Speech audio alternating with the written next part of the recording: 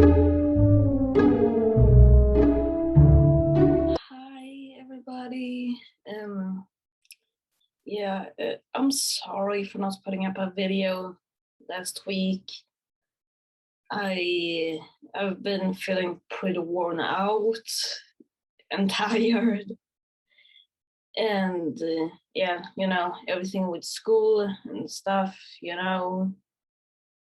and yeah, that kind of stuff. But anyway, we will continue with the Da Vinci Code today, and I think we'll just do one chapter because last video became pretty long with both chapters. But yeah, anyway, let's continue. The crisp April air whipped through the open window of the Citroën ZX as it skimmed south past the Opera House and crossed Place Vendôme. In the passenger seat, Robert Langdon felt the city tear past him as he tried to clear his thoughts. His quick shower and shave had left him looking reasonably presentable, but had done little to ease his anxiety. The frightening image of the curator's body remained locked in his mind. Jacques Saunier is dead. Langdon could not help but feel a deep sense of loss at the curator's death. Despite Saunier's reputation from being reclusive, his recognition for dedication to the arts made him an easy man to revere. His books on the secret codes hidden in the paintings of Poussin and Teniers were some of Langdon's favorite classroom texts. Tonight's meeting had been one Langdon was very much looking forward to, and he was disappointed when the curator had not turned up.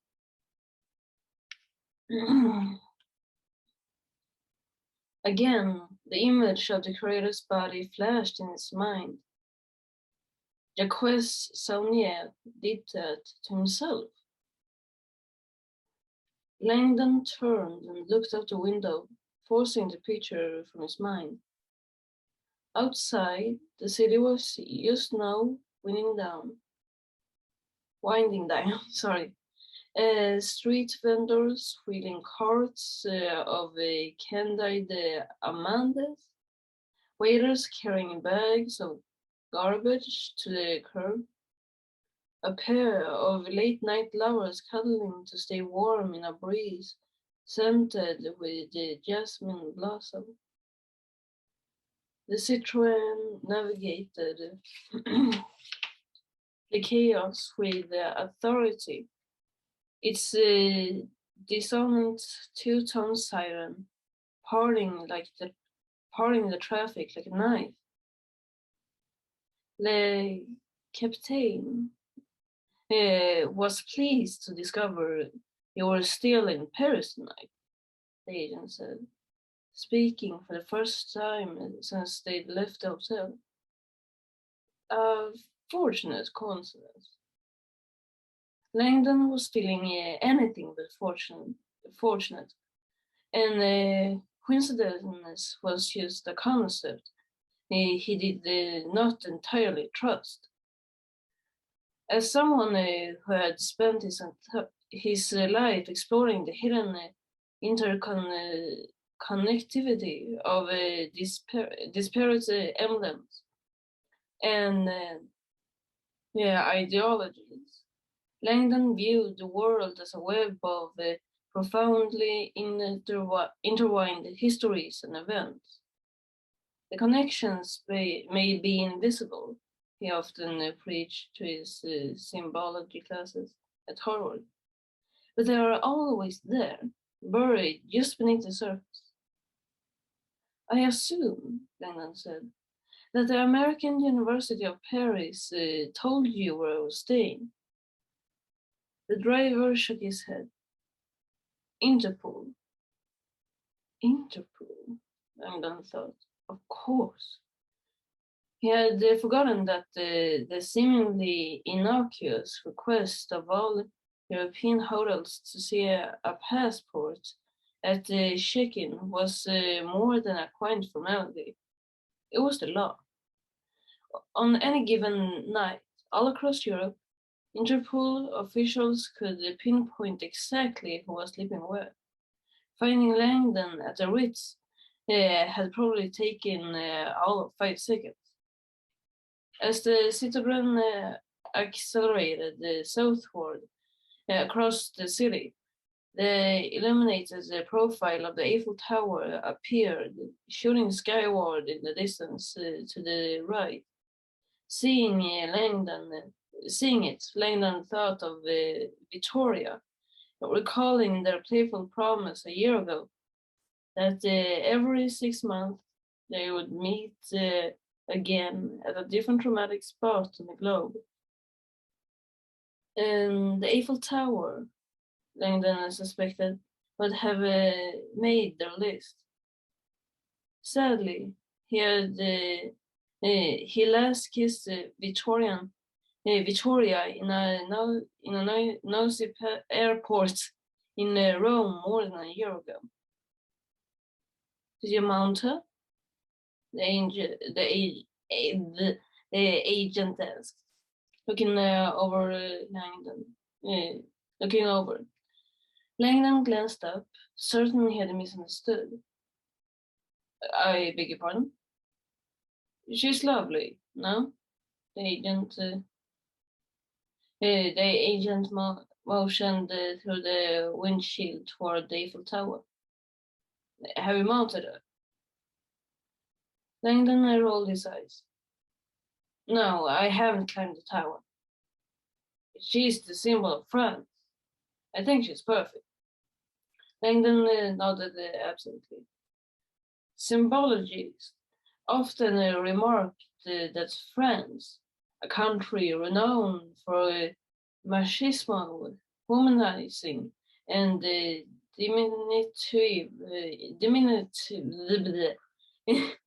insecure leaders like Napoleon and Pepin the Short, could not have chosen a more apt national emblem than a 1,000-foot phallus. When they reached the intersection at Rue de Rivoli, the traffic light was red, but the Citroën didn't slow. The agent gunned the sedan across the junction and sped onto a wooden section of Rue Castiglione, which served as the northern entrance to the famed Tuileries I'm sorry for butchering these words so bad. I'm sorry. I'm terribly sorry. Anyway,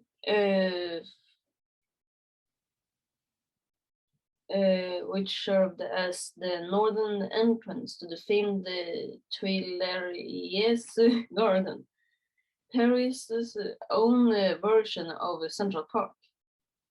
Most tourists mistranslated Jardins des Tuileries as relating to the thousands of tulips that bloomed here. But Tuileries was actually a literal reference to something far less romantic. This park had once been an enormous polluted excavation pit from which Parisian contractors mined clay to manufacture the city's famous red roofing tiles, or tuiles. As they enter the deserted park, the agent reached the dash and turned off the blaring siren. Langdon exhaled, savoring the sudden quiet. Outside the car, the pale wash of halogen headlights skimmed over the crushed gravel parkway. The rugged whir of the tires intoning a hypnotic rhythm. Langdon had always considered the Tuileries to be sacred ground. These were the gardens in which Claude Monet had experimented with the form and color, and literally inspired the birth of the Impressionist movement. Tonight, however, this place held a strange aura of foreboding. Yeah, sorry for that little interruption. I just had to get some more tea. I just had to get some more tea. Yeah, because you know, this is awkward. I'm gonna get right into the reading now. And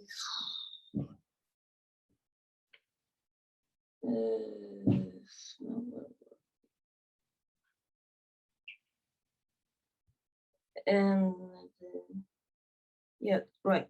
Tonight, however, this place held a strange aura of foreboding.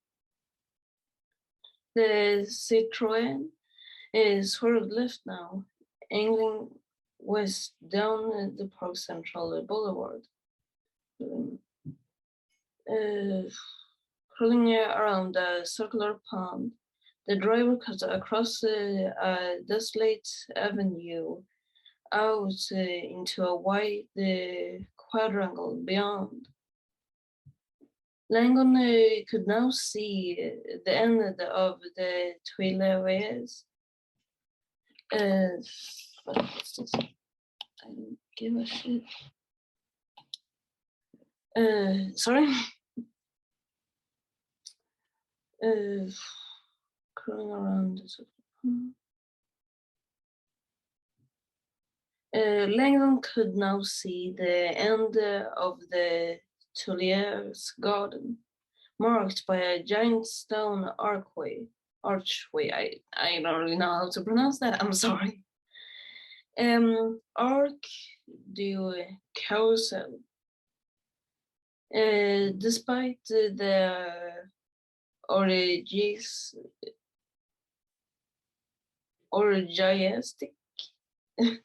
orgiastic rituals once held at the Arc du Carousel, art aficionados revered this place for another reason entirely. From the esplanade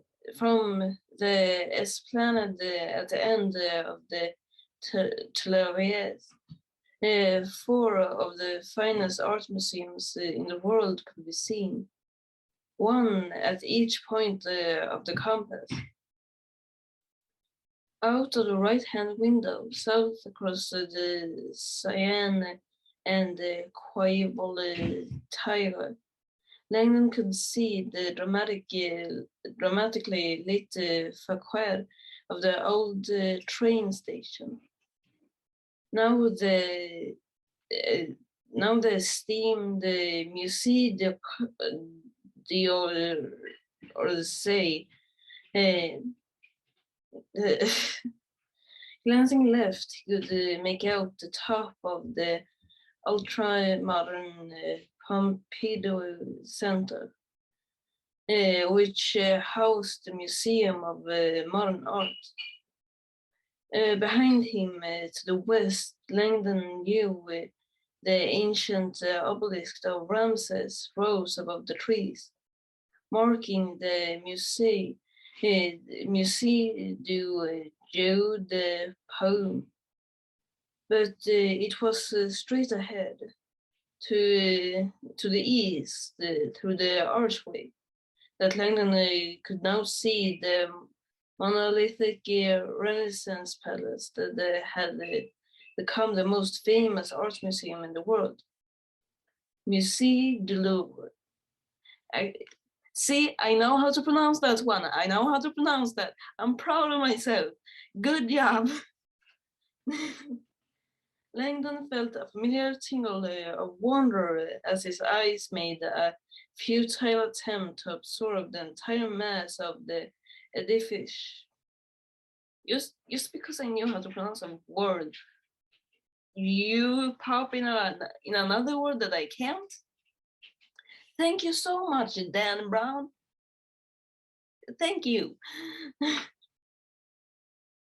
Okay, absorb the entire edifice. Across a staggeringly expensive plaza, the imposing facade of the Louvre rose like a citadel against the Paris sky. Shaped like an enormous horseshoe, the Louvre was the longest building in Europe, stretching further than three Eiffel Towers, laid end to end. Not even the million square feet of open plaza between the museum wings could challenge the majesty of the facade's breadth. It's just bread with an Langdon had once walked the Louvre's entire perimeter, an astonishing 3-mile journey. Damn.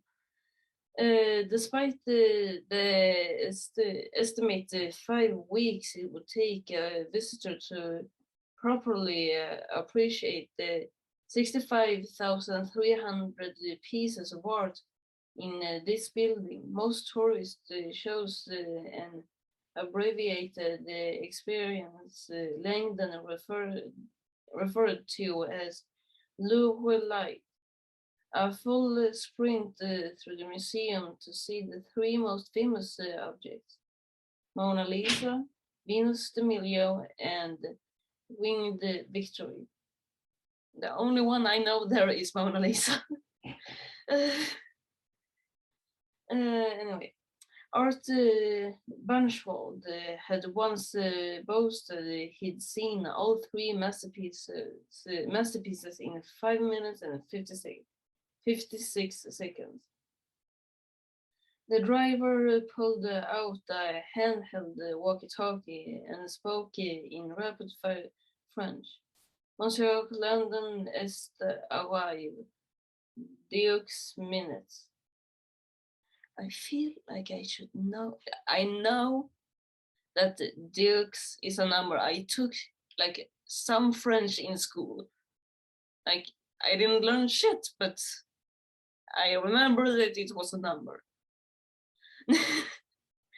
I'm sorry to all the French out there. I suck at French. Your language is hard. And I'm kind of jealous of you because you speak it. I'm kind of jealous. Anyway, and in the decipherable, I can barely speak English. How I don't know what I was thinking trying to learn French. Well, it was a subject in school. I could have chosen something else, but anyway, sorry. And indecipherable confirmation came cracking back. The ancient stove device, turning in now to Langdon. You will meet the captain at the main entrance. The driver ignored the signs prohibiting auto traffic on the plaza, revved the engine and gummed the Citroën up the over curb. The Louvre's main entrance was visible now, rising boldly in the distance, encircled by 7 triangular pools from which spouted illuminated fountains. La Pyramide. The new entrance to the Paris Louvre had become almost as famous as the museum itself. I'm sorry for all the sound.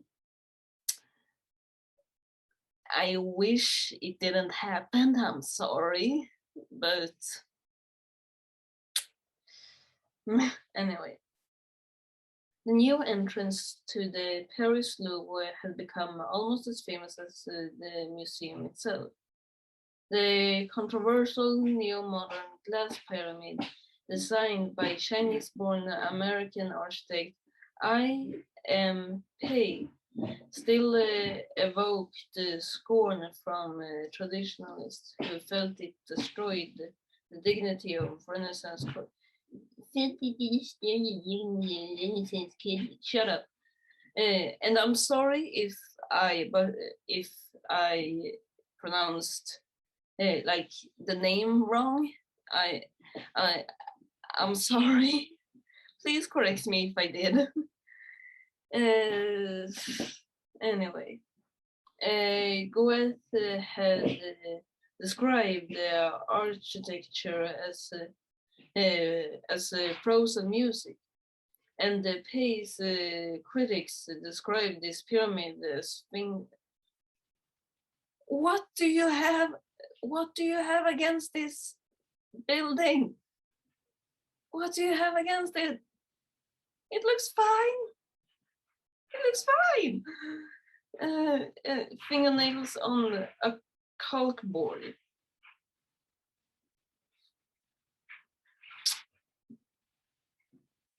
What do you have against it?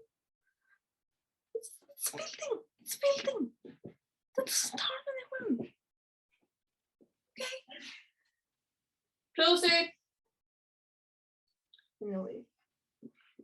Progressive admirers, though, hailed Pei's 71-foot tall transparent pyramid as dazzling synergy. Like, it's a good building. Like,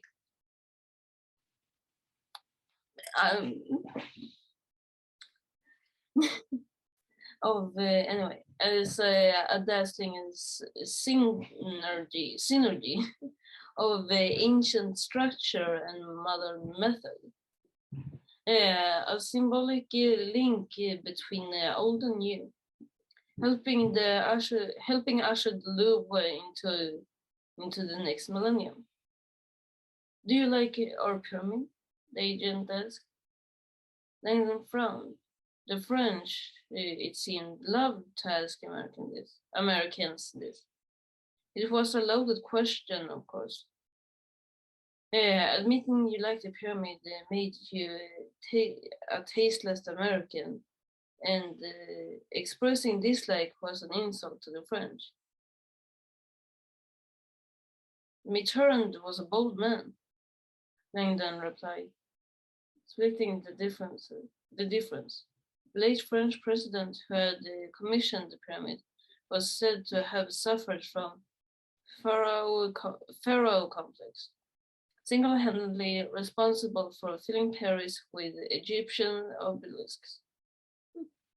Art and artifacts. Francois Mitterrand had an affinity for Egyptian culture that was so all-consuming that the French still referred to him as the Sphinx.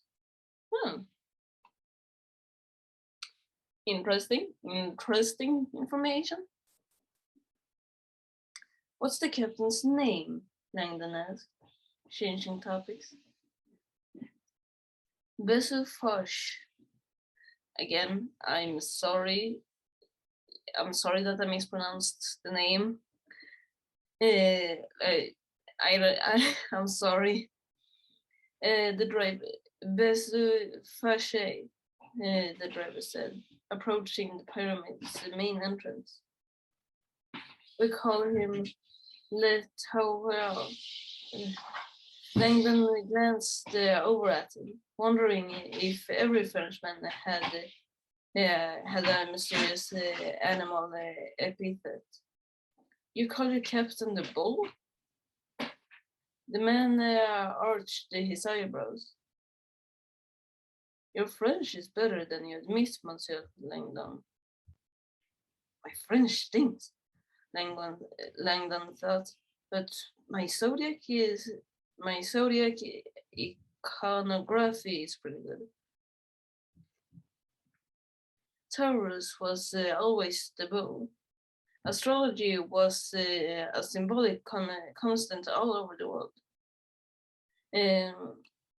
The agent pulled the car to a stop and pointed between two fountains to a large door in the side of the pyramid. There is the entrance. Good luck, monsieur. You're not coming? My orders are to leave you here. I have other business to attend to. Langdon heaved a sigh and climbed out. It's your circus. The agent, wait, isn't that kinda, it's your circus? Is your friend got murdered? Your friend got murdered, bro. You calling this a circus? Am I overthinking this?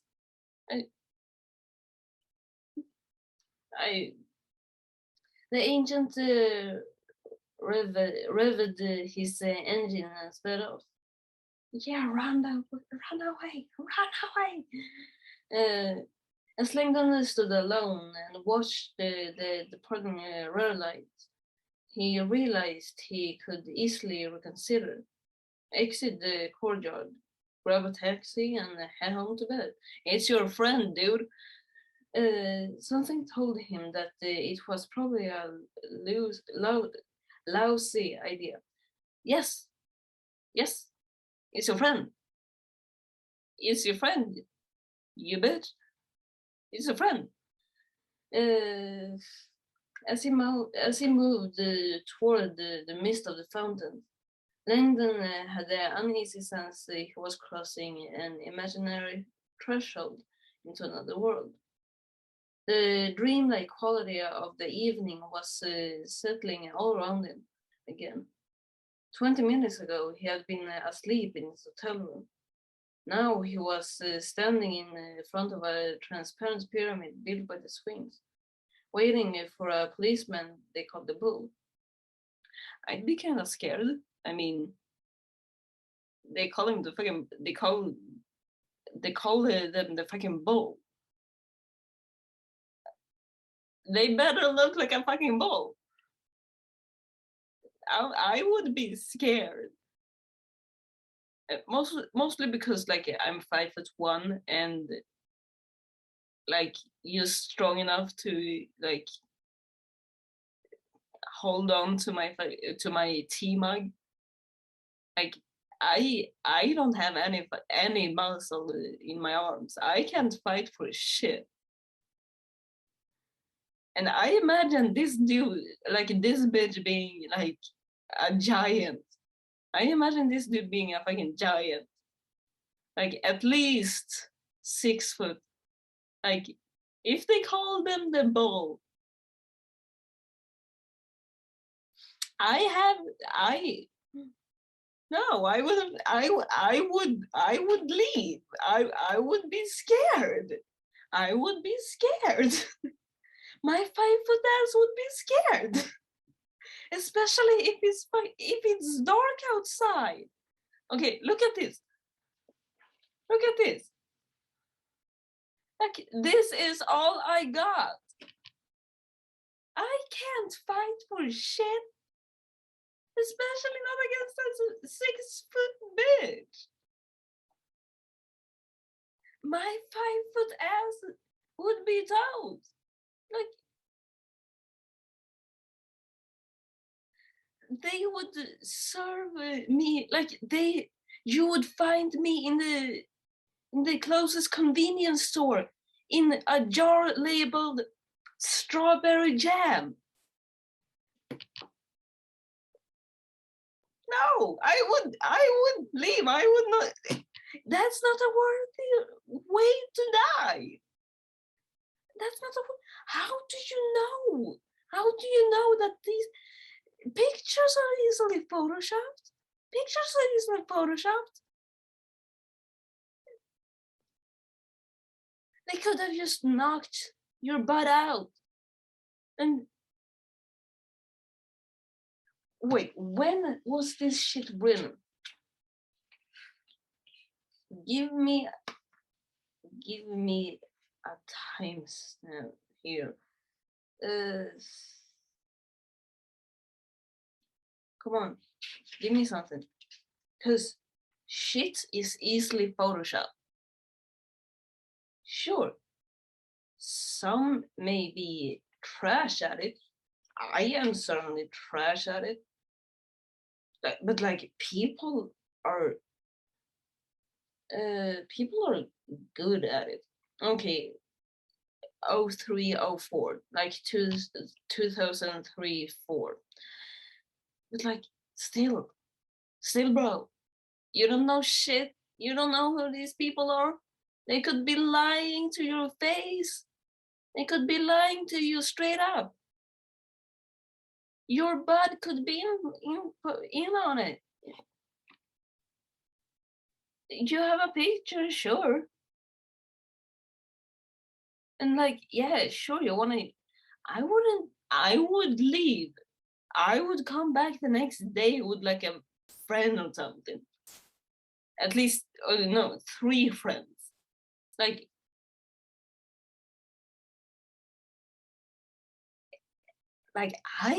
okay, back to the bow. No, not worth it. Not worth it. I don't wanna end up as fucking strawberry jam. I don't wanna end up as strawberry jam.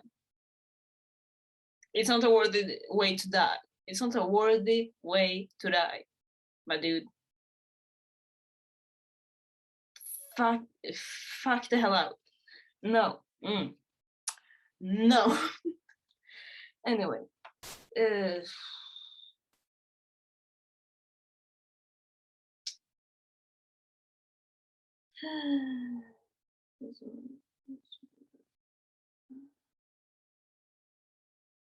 Okay, yeah, here.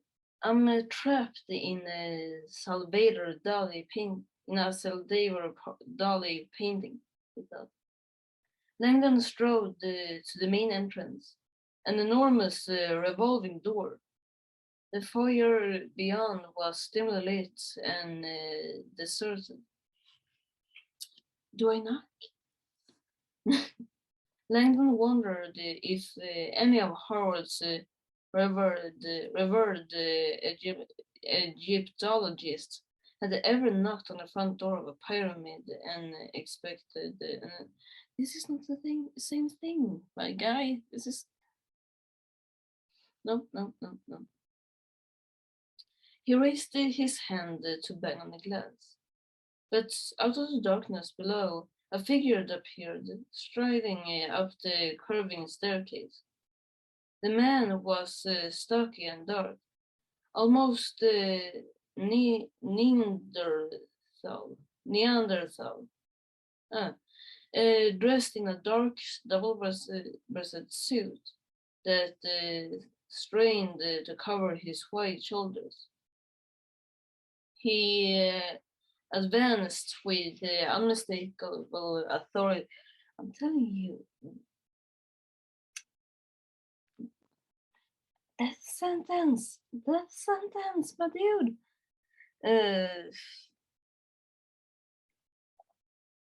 He advanced with unmistakable authority on squat, powerful legs. He was speaking on his cell phone, but finished the call as he arrived. He motioned for Langdon to enter. I am Besu Faj, he announced as Langdon pushed through the revolving door. Captain of the Central Directorate Judicial Police of CDJP. CDJP. His tone was fitting, a guttural rumble, like a gathering storm. You're going to die, you're going to die, you're going to die, dude. You're going to die in the loop, just like your friend. Langdon held out his hand to shake. Robert Langdon. Hershey's enormous palm wrapped around Langdon's with crushing force. I saw the photo, Langdon said. Your agent said Jacques Saunier himself did. Mr. Langdon. Hershey's ebony eyes locked on. What you see in the photo is only the beginning of what Saunier did. Are you are y'all sure he did? Because it sounds kind of bad. It sounds kind of bad, bro. I'm not the one to be like. I'm not the one, dude. No. Like, and like, first of all, are you sure that this is the main police bit? That this is the main bit?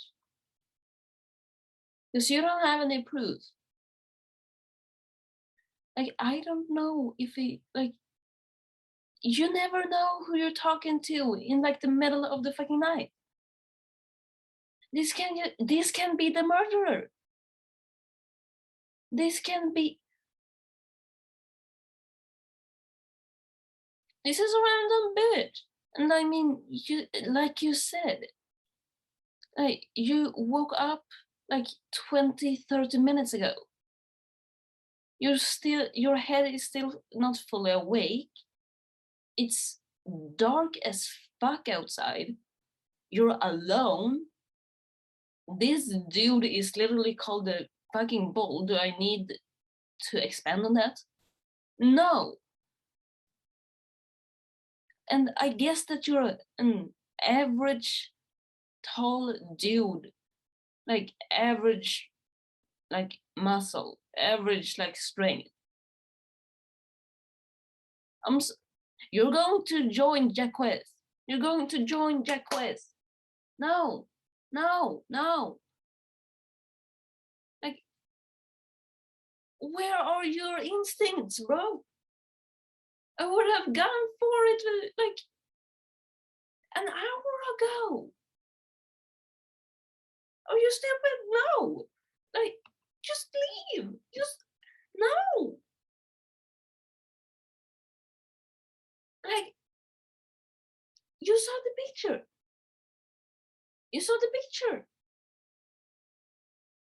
Like, like, let's say that the picture was real.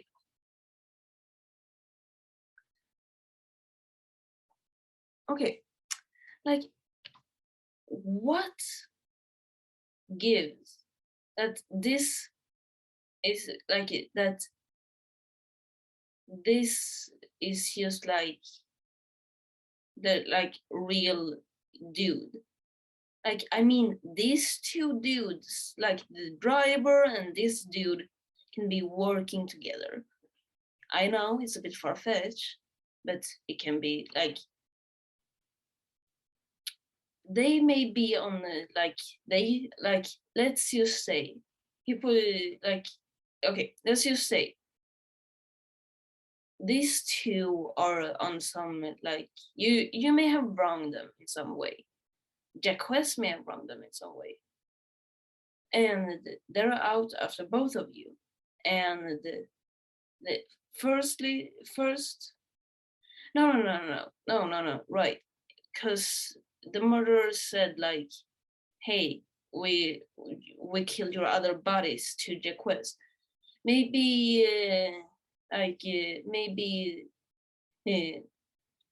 maybe Langdon knows something, and this the bull knows that he knows something. And like, no, this is just all far-fetched. But seriously though, why do you blindly trust two random dudes? Why do you trust two why? Tell me why. And no, this ain't just about heartbreak. This is about breaking your fucking bones. Cause this dude will. Like, this dude can accidentally fucking sit on me without even noticing, and I will break my whole body.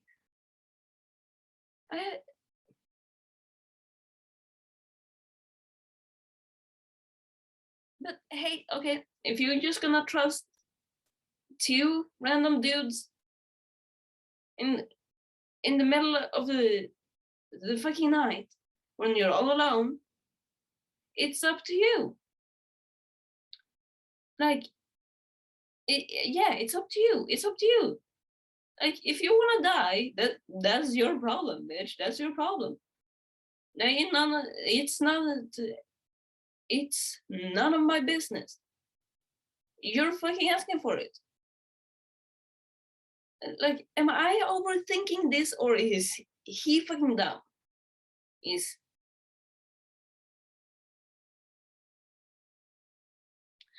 I'm betting that I'm just overthinking it, because this may be something that I have learned since I was a child. This may just be something that I have learned since I was a child. And he may be comfortable just walking around.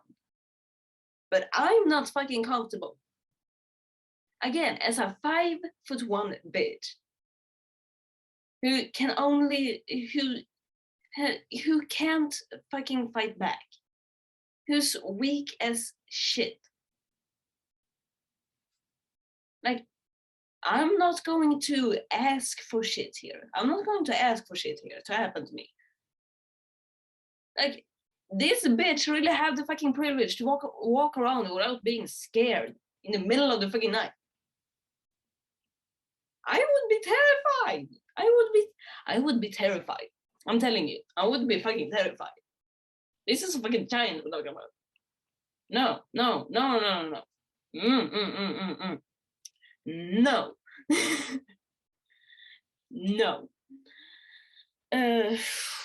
Like, I feel like I'm overdoing it. I feel like I went way too into this. I'm sorry. Yes, but anyway, thank you all so much for coming back and seeing this video. Like, I am going to try to post a video next week. It may be a little hard because my school is arranging this event, like this yearly event next weekend, and like my class is like doing the ghost tunnel. I don't know if that's the correct word for it in English, but yeah, we're like doing that. We're doing the Russian sleep experiment. Some of you may know it, some of you may not. Google.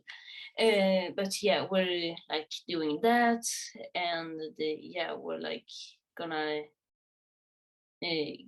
save up money for like the school, like maybe some like maybe for like the different classes to get out and like on a school trip, and then is we're going to donate the rest to like charity, like yeah, some money for the school and the rest for charity. And yeah, we're going to do that. So I'm going to try to do that, but uh, yeah, I can't promise anything. Anyway, again, thank you so much for coming back and watching my video, my very chaotic video, my dear watcher.